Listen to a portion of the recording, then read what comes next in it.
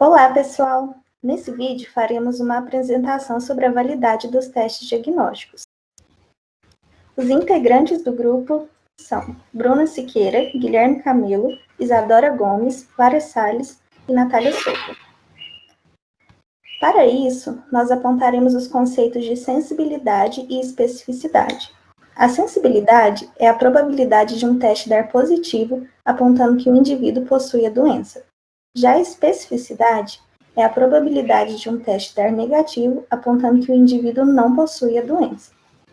Mas antes mesmo de podermos validar um teste, temos que conhecer a sua reprodutibilidade e a sua validade.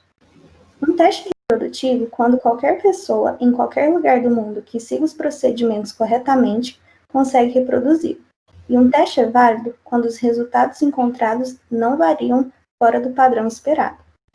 Dessa forma, conseguimos conhecer testes nível padrão ouro, ou seja, aquele teste disponível que apresenta a mais alta reprodutibilidade e validade, e é aceito como o melhor disponível.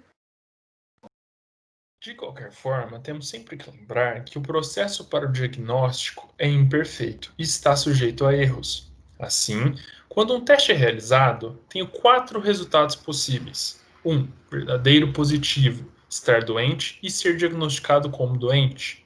2. Falso positivo, não estar doente, mas diagnosticado como doente.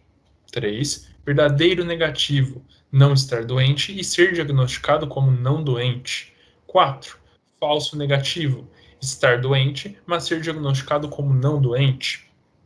Para entender melhor esses conceitos, podemos usar uma tabela 2x2 e simular um teste de detecção de gripe em uma população de 200 pessoas. Como podemos observar na tabela, dividida entre doentes e não doentes, e positivos e negativos, onde temos 90 pessoas verdadeiro positivo, 10 pessoas falso positivo, 10 pessoas falso negativo e 90 pessoas verdadeiro negativo. Então, na prática, teremos que a sensibilidade pode ser calculada como verdadeiros positivos dividido pelo total de doentes. Já a especificidade pode ser calculada como verdadeiros negativos dividido pelo total de não doentes.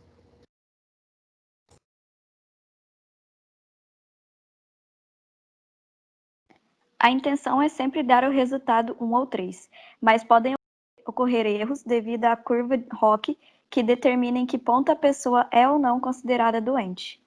Quando queremos rastrear mais pessoas com uma determinada doença, fazemos o teste sensível, porque caso dê negativo, significa que você realmente não tem a doença. Então, fica apenas os verdadeiros positivos e os falsos positivos para serem filtrados posteriormente. Isso acontece porque o teste sensível tem um alto valor preditivo negativo. Assim, na intenção de filtrar os falsos positivos, fazemos os testes específicos, que possuem um alto valor preditivo positivo, ou seja, caso eu dê positivo, significa que eu realmente tenho a doença. Em quais situações deve ser realizado um teste de especificidade? Em casos de doenças incuráveis e sem tratamento, ou quando o falso positivo poderia causar algum trauma psicológico. Como nem sempre é possível fazer um teste específico por causa do valor, por ser invasivo, dentre outros motivos, somente em alguns casos, como quimioterapia, cirurgias ou doença estigmatizante, que ocorre o pedido do exame específico. Com tudo que foi dito anteriormente, podemos resumir que o teste de sensibilidade detecta bem pessoas doentes e tem um alto número de falsos positivos. Já o teste de especificidade detecta bem pessoas não doentes e tem um alto número de falsos negativos. O teste ideal ou padrão ouro seria aquele que apresenta 100% de sensibilidade e especificidade, tendo como resultado apenas duas probabilidades, ou positivo ou negativo.